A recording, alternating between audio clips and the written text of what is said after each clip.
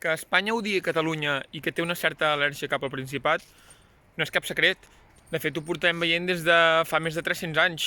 Concretament ja vam veure com el 1659 amputaven una part del país i li regalaven als francesos la Catalunya Nord.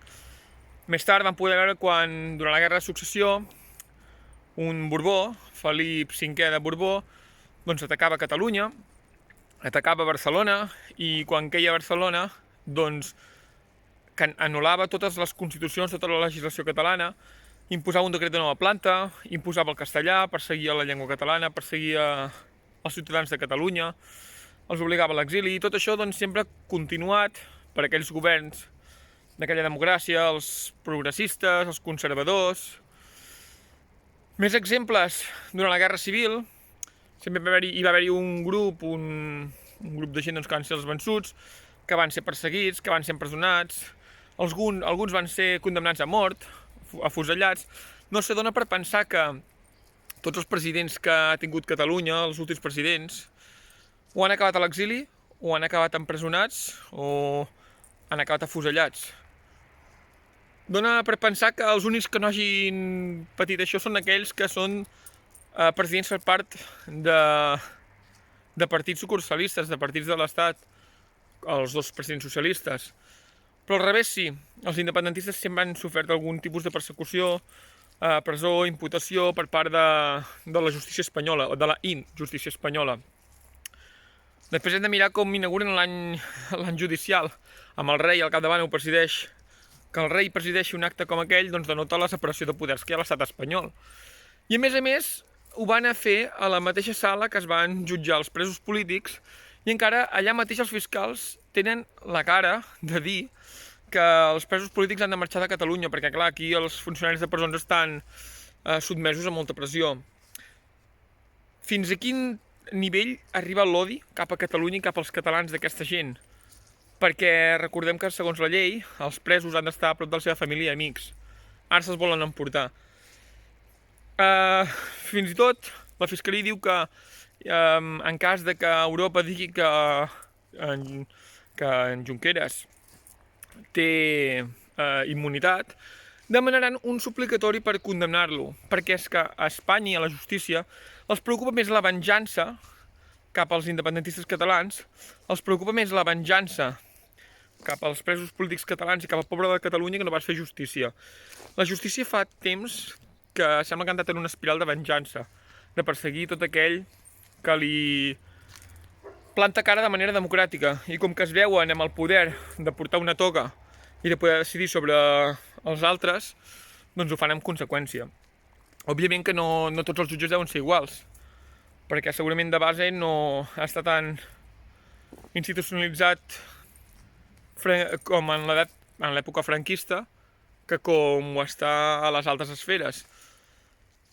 És patètic, avui n'heu vist una prova més. Ara li demana a la Fiscalia de Girona, el mateix fiscal que recorre doncs, l'arxivament de la meva causa a Olot, per delicte d'odi, ara demana a un activista independentista, a un membre del Secretari Nacional, en Jordi Alemany, 6 anys de presó.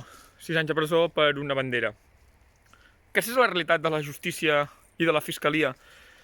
A la Fiscalia espanyola només la mou l'odi, només la mou la venjança, només la mou intentar-se carregar tot allò que és català, tot aquell que defensa Catalunya. Però en canvi la justícia no es preocupa de fer complir altres sentències com la del Castor, que el Constitucional deia que no s'havia de pagar i igualment van pagar-ho. La justícia tampoc no se n'encarrega de perseguir aquells de Blanquerna que van entrar en un acte d'un 11 de setembre amb violència a Madrid. Aquests els van condemnar, però aquests no van entrar a presó. Per què? Perquè tenen família. Els presos polítics no tenen família. Aquesta és la realitat de l'estat espanyol i de la justícia. Una justícia que fa el que vol, i una justícia amb la qual després s'emmirallen països tan demòcrates com Turquia, que Turquia justifica el cessament d'alcaldes kurds en què Espanya té presos polítics. I després la Unió Europea vol anar donant lliçons pel món, vol anar donant lliçons a la Xina, vol anar donant lliçons a Turquia de com han de fer les coses quan permeten que Espanya actuï com actua. Les conseqüències que estem tenint a Catalunya és com després d'una guerra o durant una guerra, perquè en una guerra hi ha violència, hi ha repressió, aquesta l'hem patit a Catalunya, violència i repressió policial, violència i repressió judicial, i seguim. Dia rere dia seguim. I les conseqüències són aquestes, les d'acabar amb un moviment democràtic utilitzant tots els poders que tens.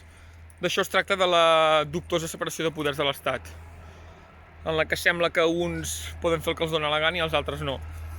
En la que sembla que uns, quan denunciem, que ens amenacen, que ens envien cartes a casa nostra, els hi aportem noms, cognoms, adreces, en la que ens envien fotografies amb un seguit de bales i diuen quina vols al teu cervell. Això no és cap acte delictiu per ells. Però en canvi el fet de defensar la llengua en un aeroport et converteix en una persona que odies a tot un estat. És una persona que odies a un sistema, que odies a una gent. Independència judicial. Perquè existeixi la independència judicial, primer de tot me l'hauria de creure. Me l'hauria de creure i el que ha passat fins ara, el que he viscut fins ara, amb les denúncies que he interposat, amb els atacs que he patit, denota que no n'hi ha. Perquè els que van deixar lavabos davant d'una de les cases on sol anar no van tenir les mateixes conseqüències ni la mateixa persecució, el mateix grau de persecució que els CDRs que van llançar fems en un jutjat o que els que van pintar la casa del senyor Llarena. Aquesta és la diferència entre uns i altres. Aquesta és la realitat i per la qual segueixo pensant que la independència judicial és nul·la i que utilitzaran la justícia, la policia i qualsevol arma que tinguin com a venjança contra el poble de Catalunya. I diuen que hem d'acatar les sentències, i aquí ja vaig acabant. Sí, hem d'acatar les sentències, però pregunteu-los a les dones que en el seu moment van lluitar per votar si haguessin acatat les sentències, si ara tindrien els drets que tenen. A tots aquells afroamericans que als Estats Units van lluitar per la igualtat, si no ho haguessin fet en el seu moment, aviam si ara tindrien els drets que tenen. A tots els homosexuals que van lluitar a Stonewall, a Nova York, si no ho haguessin fet, si no haguessin plantat cara, si ara tindrien tots els drets que tenen. Aquesta és la pura realitat. És la pura realitat de l'estat espanyol, és la pura realitat de les lluites i de les sentències injustes. Diuen que hem d'obeir. Quan les lleis siguin justes, quan els jutges siguin justos, quan els tribunals siguin imparcials, quan no siguin arbitraris, totalment d'acord. Però ara mateix només volen venjança, només volen carregar-se a nosaltres i volen acabar amb les nostres il·lusions, amb les nostres ganes i amb la nostra manera de ser, que és la manera de ser catalans. I si ara ve una crisi econòmica tal i com ve, doncs més motius, a part de tots aquests, per garantir els nostres drets, perquè si la crisi que vam tenir va ser dolenta, la que vindrà serà pitjor. I recordeu que cada any ens volen més de 16.000 milions cap a l'estat espanyol que no tornen. I després nosaltres aquí tenim problemes amb els hospitals, problemes amb les escoles, amb la seguretat. I encara se'n mostren orgullosos de tot això, perquè recordeu allò de les paraules de les hemos destrozado la sanidad i del senyor Fernández Díaz dient esto la fiscalia te lo afina. Aquesta és la nostra batalla i aquest és el motiu pel qual hem de seguir i pel qual ho hem d'aconseguir. Visca la República de Catalunya i Aran.